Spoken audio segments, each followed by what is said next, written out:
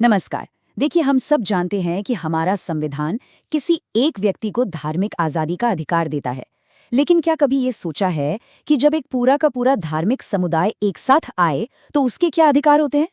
आज हम इसी बहुत ही दिलचस्प सवाल का जवाब जानेंगे भारतीय संविधान के अनुच्छेद 26 के जरिए।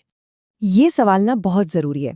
हम अपनी पर्सनल धार्मिक स्वतंत्रता के बारे में तो बात करते हैं, लेकिन जब पूरा समुदाय एक समूह के तौर पर अपने विश्वासों को जीना चाहता है, तब क्या होता है? यहीं पर इसी सवाल के जवाब में आर्टिकल 26 की एंट्री होती है। इसे समझने के लिए सबसे पहले एक बेसिक फर्क को पकड़ना होगा। फर्क एक अकेले व्यक्ति के धार्मिक अधिकार में और एक पूरे समूह के अधिकारों में। ये दोनों आपस में जुड़े तो हैं, पर एक जैसे बिल्कुल नहीं हैं। इसको ना ऐसे समझिए, आर्टिकल 25 जो है वो हर एक इंसान की निजी आस्था, उसके पर्सनल बिलीफ का एक तरह से रक्षा कवच है। लेकिन आर्टिकल 26 वो एक कदम और आगे जाता है।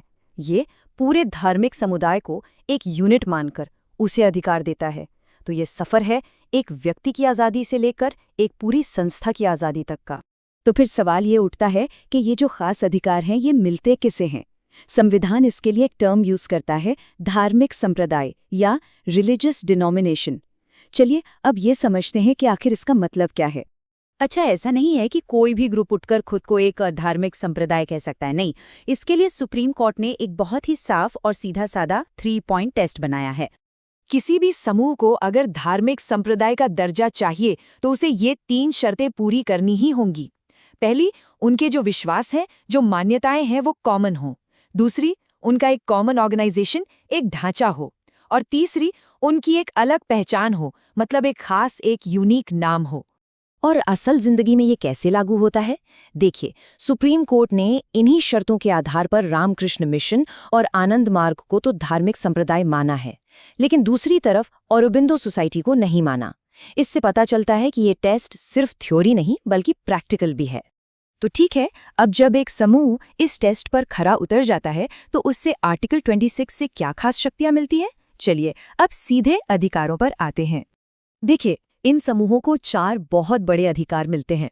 पहला, वो अपने धार्मिक संस्थान बना सकते हैं और उन्हें चला सकते हैं। दूसरा, धर्म से जुड़े मामलों में अपना मैनेजमेंट खुद देख सकते हैं। तीसरा, वो प्रॉपर्टी खरीद सकते हैं, अपने नाम पर रख सकते हैं। और चौथा, वो उस प्रॉपर्टी का प्रशासन कानून के हिसाब से खुद कर सकते हैं। मतलब ये उन्हें काफी हद तक स्वायत्तता यानी ऑटोनॉमी देता है। लेकिन कहानी में एक ट्विस्ट है। हर अधिकार की तरह इस अधिकार की भी अपनी कुछ सीमाएं हैं। कोई भी अधिकार अनलिमिटेड नहीं होता, और ये भी नहीं है। अगर किसी धार्मिक समूह की कोई भी एक्टिविटी पब्लिक ऑर्डर, मोरालिटी या हेल्थ यानी सार्वजनिक व्यवस्था, नैतिकता या स्वास्थ्य के खिलाफ जाती है, तो सरकार बीच में आ सकती है, उस पर रोक लगा सकती है। मतलब समाज का हित सबसे ऊपर है। और हाँ, प्रॉपर्टी का मामला भी बड़ा दिलचस्प है। हम जानते हैं कि राइट टू प्रॉपर्टी अब एक फंडामेंटल राइट नहीं रहा, लेकिन इसके बावजूद आर्टिकल 26 धार्मिक समूहों की प्रॉपर्टी को एक खास तरह की सुरक्षा देता है। सरकार अगर पब्लिक पर्पस के लिए उनकी जमीन लेती भी है तो उसे ये पक्का करना होगा कि उस जगह का धार्मिक कैरेक्टर बना रहे। अभी तक हमने दोनों को अलग अलग समझा। अब सबसे जरूरी काम करते हैं, इन दोनों आर्टिकल्स को आमने सामने रखकर देखते हैं, ताकि इनके बीच का जो फर्क है वो बिल्कुल शीशे की तरह साफ हो जाए। तो चलिए इन दोनों अनुच्छेदों के बीच के जो मेन डिफरेंस हैं उन पर एक नज़र डालते हैं। यही वो पॉइंट्स हैं जो इन्हें एक दूसरे से बिल्कुल अलग बनाते हैं। सबसे पहला और सबसे बड़ा फर्क है अधिकार की प्रकृति का। आर्टिकल 25 इंडिविजुअल है तो 26 कलेक्टिव यानी सामूहिक है। दूसरा फर्क कि यह अधिकार मिलता किसे है। 25 हर व्यक्ति को मिलता है, नागरिक हो या न हो, लेकिन 26 सिर्फ और सिर्फ धार्मिक संप्रदायों को ही मिलता है। और तीसरा, दोनों का दायरा, स्कोप भी अलग है। और अब आता है सबसे जरूरी और बारीक फर्क।